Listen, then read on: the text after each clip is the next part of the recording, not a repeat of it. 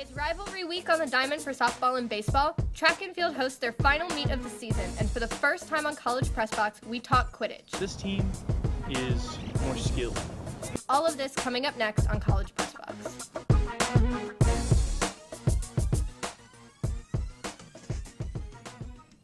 Welcome to College Press Box. Here to cover all the sports news on the 40 acres, I'm your host, Christine Taylor.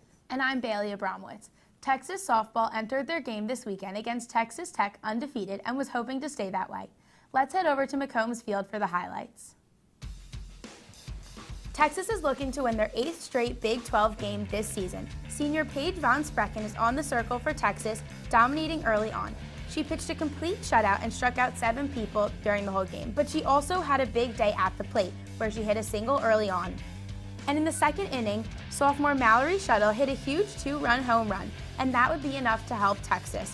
They scored one more run in the next inning and won Saturday's game against Texas Tech 3-0. TSTV's own Jonathan Polasic was at the field on Saturday to tell us how the Longhorns are building their confidence. Texas looked to move to 8-0 in Big 12 play, so Coach Connie Clark decided to give the ball to pitcher Paige Von Sprecken to take care of Texas Tech, and boy, did she deliver. She kept Texas Tech out of sync all afternoon with her off-speed pitch and all-around dominant play. Yeah, I saw yesterday in Brooks' game that they were struggling with off-speed, so I knew coming into today that would be a big factor. And I just trusted Taylor Ellsworth's pitch calling, and we just moved the ball around, and it works. It was another dominant effort for pitcher Paige Von Sprecken on Saturday, and Coach Connie Clark credits Texas's tough non-conference schedule to build their confidence to not only get the series win against Texas Tech, but to set them up for the rest of Big 12 play. It set us up well. I mean, the thing you have to be careful with, I mean, we always go out and try to schedule the most difficult schedule we can. I think that prepares your players for what's to come in postseason.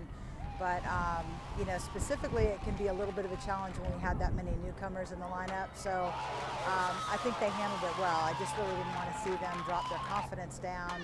With top-ranked teams such as Washington, Oregon, and Arizona out of conference and out of the way, Texas can now focus on what really matters, taking on Big 12 heavyweights Baylor and Oklahoma. Texas next takes on Baylor tomorrow in Austin at 4:30 p.m. Jonathan Polasic, College Press Box. The Longhorns took 2 of 3 games from the Oklahoma Sooners over the weekend. They won Friday 7-6 and Saturday 5-3 before losing Sunday's game 6-0. Texas showed typical performances from Cody Clemens and Zach Zubia, but it was players like Duke Ellis and Mason Hibbler that got Texas the 2 wins. Hibbler hit a crucial 2 RBI double to center to give Texas the 7-6 lead in Friday's game, while it was Ellis that sparked the comeback in Saturday's game with a 2 RBI double to cut the OU lead to 1. Now let's go over to Christine, who's with our baseball analyst Nick Kuholtz. Thanks, Bailey. Nick, both of Texas's wins this past weekend were comeback wins. What makes them so successful coming from behind? As you mentioned, 2 very impressive wins. And starting with Friday against Oklahoma in the season opener, as Bailey mentioned, Mason Hibbler had a big 2 RBI double in the top of the 9th. They were down 6-3 going into the 8th. They got one in the top half of the 8th to cut it to 2, and then 3 runs in the 9th propelled Texas to the season opening victory. But then on Saturday, it was the same story to start. Oklahoma had 3 runs in the bottom half of the first to go up 3-0 early, but Texas would score 5 unanswered runs in the rest of the game to take the second win of this series. So very impressive for Texas when they got down early to a team that's better than them as far as record-wise go, and at the time in the standings of the Big 12. So very impressive for Texas to come back and get those 2 victories. Those comebacks were very impressive for Texas. Overall, though, for the entire week, what grade would you give the Longhorns? I'll say for the week as a whole, I'll give it a B+. I think if you look at just the Oklahoma series, I'll give Texas an A performance because Oklahoma, anytime you beat a rival on the road, a Big 12 foe, and a top 25 team, and you take 2 of 3, that's impressive in itself. I'll give it a B+, though, because I think Texas had a legitimate shot to win their game against A&M on Tuesday. They were down 4 runs to start the game, but they got within 1 on 2 different occasions. They left 13 runners on base in the game. The base was loaded 3 times, and then late in the game, they had 2 runners on with just 1 out, and they couldn't capitalize on that. Overall, though, if you told Texas at the start of the week they'd win 2 of the 4, I think they would have taken that. It was a big series win against Oklahoma, but how should the Longhorns feel about where they currently stand in the Big 12? Well, they're third right now, and they're only half a game back from both the Oklahoma Sooners and the Oklahoma State Cowboys. Texas Tech is in fourth. They're only half a game back at Texas, so just 1 game separates the top 4 teams in the Big 12 standings. I think right now it's early on, or it's not early on, but there's still a lot of baseball left to be played if you're Texas. So it's something they don't have to worry about also for a week and a half, because the next 6 games for Texas, 5 of them being this week, are all non-conference. They have UT Rio Grande Valley on Tuesday, Texas Southern on Wednesday, and then a 3-game set with New Orleans throughout the weekend. So right now, Texas doesn't have to worry about Big 12 play, at least for a week and a half. They can't control how the other opponents do this weekend. But right now, for the start of the season, at least maybe after the LSU series when the confidence wasn't high for this baseball team, right now sitting third and only half a game back, I think they have to be happy with that. Thanks, Nick, for joining us. Coming up next, we take a look at track and field's final meet of the season. Stay tuned.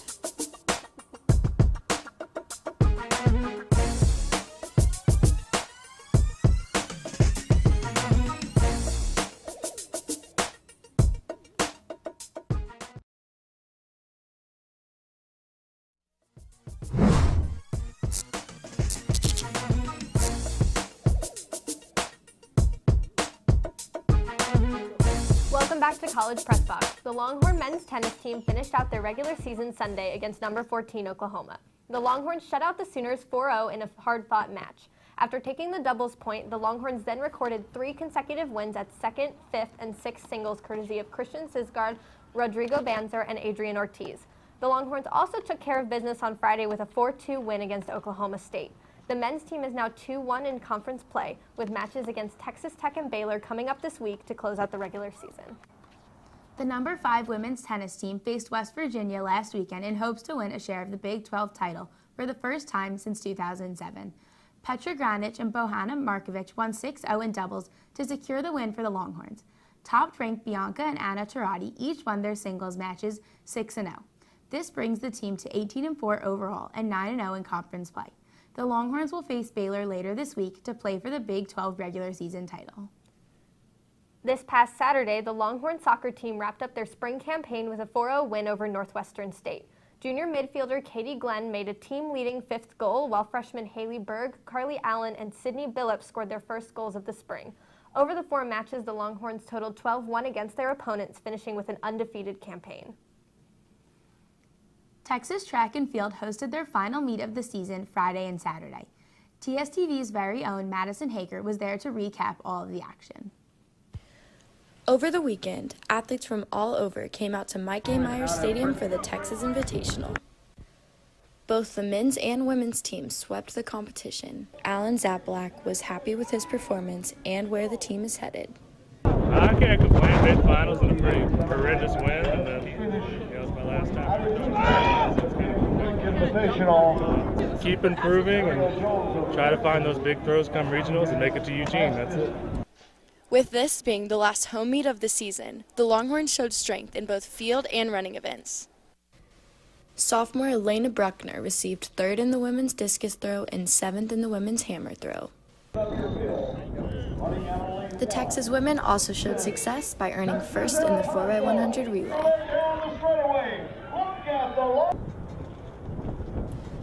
Junior Gabby Crank gave us the team's mentality for the rest of the season. Hoping to just take it day by day and train really hard with my teammates. I'm really kicking up the workouts. My focus is definitely the 800. The Horns travel out to California this week for the Brian Clay Invitational. I'm Madison Hager with TSTV Sports. Basically what they're saying. This Saturday, UT is playing their annual orange and white spring game at DKR. Here with me is football expert Thomas Fitch. Thomas, what side of the ball has more to prove in this game, offense or defense? Well, I think you have to look at last season, the offense, really disappointing season. It kind of felt like the defense was really carrying the team. Tim Beck definitely on the hot seat going into the next season. And you look at Shane Buechele, he's now a junior, and Sam Ellinger is a sophomore. So the excuse of the quarterbacks are young, it's no longer valid. So when you look at it that way, the offense has a lot to prove. But on the other side, it was the defense that looked good last year, and they've lost some of their good players like Malik Jefferson, Holton Hill, Deshaun Elliott, and they've brought in new guys. And so the question is, can the new guys step up and prove that the one good year of defense wasn't just a fluke, but that it's here to stay? So we've looked at both offense and defense, but who are the individual key players to be looking at during this game? Well, offensively, you got to look at Colin Johnson. He is 6'6", just incredible physical specimen, having a really good spring practice. We've seen videos of him catching it one-handed. The problem with him kind of over the last last season was there wasn't a lot of targets to him, and when they were, I felt like the quarterbacks weren't really utilizing his height. So hopefully he can get more chemistry with the quarterbacks. But supposedly he's having a really good spring practice. Another guy having a good spring practice who's kind of flown under the radar is Devin Duvernay, the former Baylor commit who then left after the scandal there and came here. Really good athlete, but hasn't really performed on the field, but he's had a good spring practice, could work his way up into the starting lineup, and that's always good to get more athleticism on the field. On the defensive side, really excited to see how Gary Johnson can improve. Had a really good season, really solid last year, but was kind of in Malik Jefferson's shadow. But he's a consistent player, a good tackler. Hopefully he can step up as a leader. As far as the young guys that I brought up earlier, one of the most touted recruits was B.J. Foster. Really excited to see him get out there, just fly around. Kind of a guy like Colin Johnson, who's just really athletic. Probably won't be given some big hits because he's playing against his team, but going to be excited to watch him play. And we all know there's been a huge debate over UT's starting quarterback for the upcoming season. So how important is the outcome of this game for who the quarterback really is for the next season?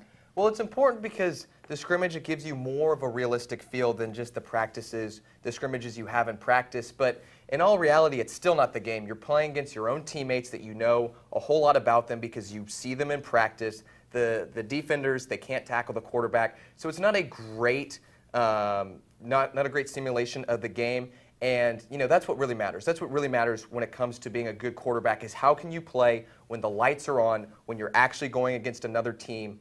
And there's been a lot in the past years, a lot of quarterbacks who've looked really good in practice. Guys like Garrett Gilbert, Javon Sneed, Tyrone Swoops, who've supposedly just played great in practice, and they get in the game and they just don't have it. So I think it's a good chance for the fans to see the development of the players, as we've heard that both Buechele and Ellinger have had a good spring practice. So it's good to see that development. But as far as making a decision on who starts, I don't think it plays much into that. All right. Well, thanks so much for being here, Thomas. Next up, we have Steve Helwa giving us a complete rundown on the NBA playoffs so far. We'll be right back.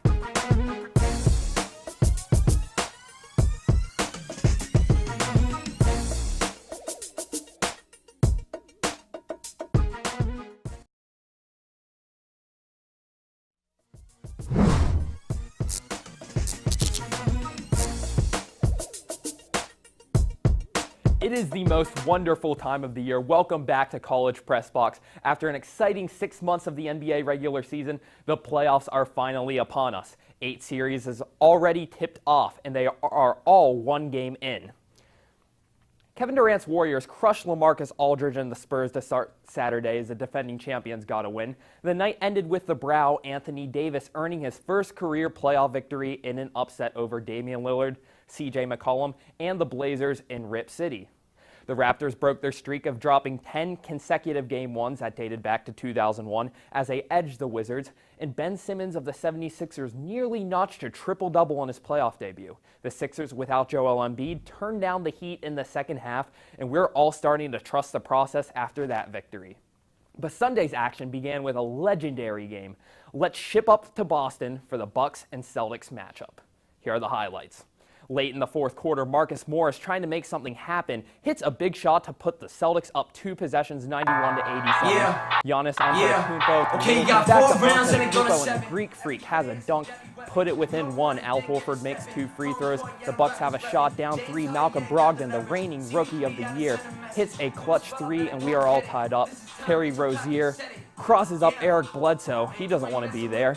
And Terry Rozier hits the 3 with 0.5 seconds left. The Celtics are in business. The Bucks have 0.5 seconds to see what they can do with this situation.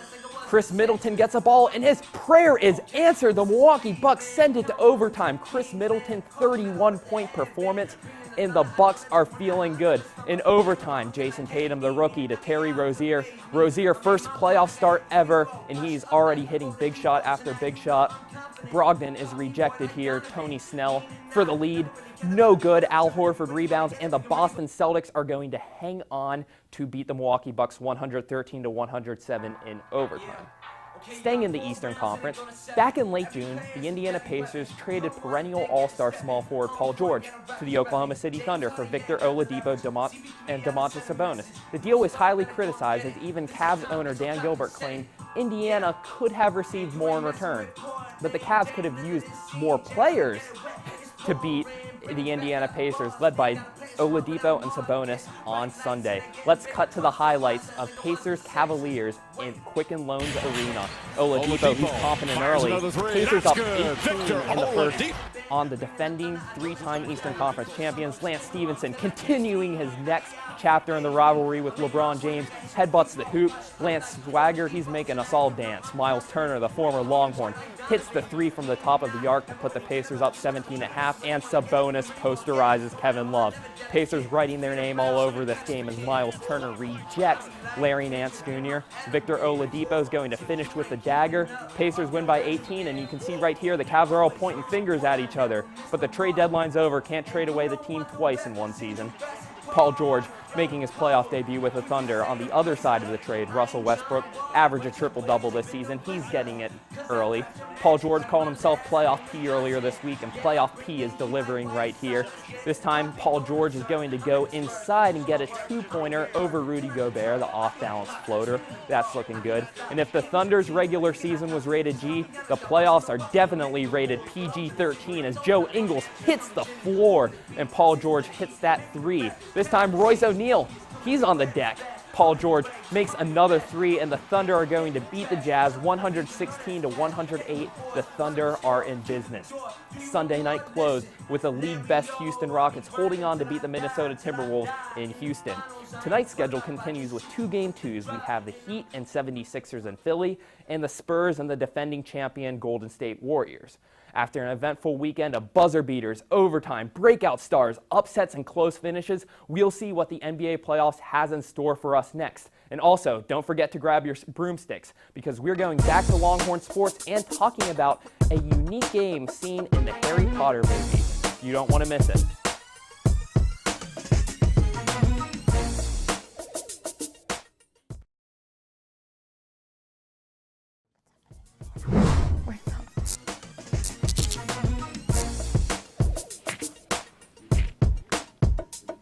Welcome back. Let's look ahead to the coming week in Longhorn sports. Starting off on Tuesday, we have softball versus Baylor at 4:30 and baseball versus UT Rio Grande Valley at 7 p.m. On Wednesday, track and field will be at the Brian Clay Invitational. Friday, women's golf competes at the Big 12 Championships all day. Softball plays Oklahoma State at 4:30 and women's tennis plays Baylor at 5. What was once a fictional game from the pages of Harry Potter, Quidditch is now a very real sport. Justin Honore sat down with UT's Quidditch team as they prepared to make another run at a national championship. We're here to reinstate the dynasty, start up the franchise again. It's us. It starts on us right here. It's been 3 years since the last time UT Quidditch brought the magic back to the 40 acres by winning the Quidditch World Cup. Senior Hallie Pace remembers that magical time 3 years ago. There's a moment where you're at the World Cup and you just realize, like, you're about to light the tower. And then another moment where you're like, you're the best in the world at this. Like, this is it. There's nobody better right now. That moment is something this team would like to recapture, and they're doing something a little bit different this year. I need a line right here, and I need one person to finish. After failures in seasons past, this year's team felt like it needed to be a more well-conditioned team, which they believe will make the biggest difference this time around. There's definitely been an influx of new drills, but I think the biggest one has just been sprinting at least 5 or so times down the pitch and back after we practice. I feel much better in games. I'm able to stay out there longer, and same for my teammates. Whereas before, I think I would play like 4 or 5 plays and just be exhausted. As well as being in better shape, senior Austin Dixon sees a huge difference in this year's team compared to last. This team is more skilled, and it's less reliant on like the major players. We can go from lineup to lineup and give people different looks and different feels. We have shooters, we have like cutters, we've got everything. And I think that's what makes us the most dangerous, is we can adapt to situations really well. Justin Honore, College Press Box. Expecto Patronum! Texas would qualify for the championship game of the U.S. Quidditch Cup this past weekend, but fell to Rochester 100-90. This is all we have for tonight's show. Make sure to watch our sister show, College Crossfire, on Wednesday at 9 p.m. with host Mark Skoll Jr. From all of us here in studio and Master Control, thanks for spending your Monday night with us. Until next time, I'm Bailey Brownwoods with Christine Taylor. Good night.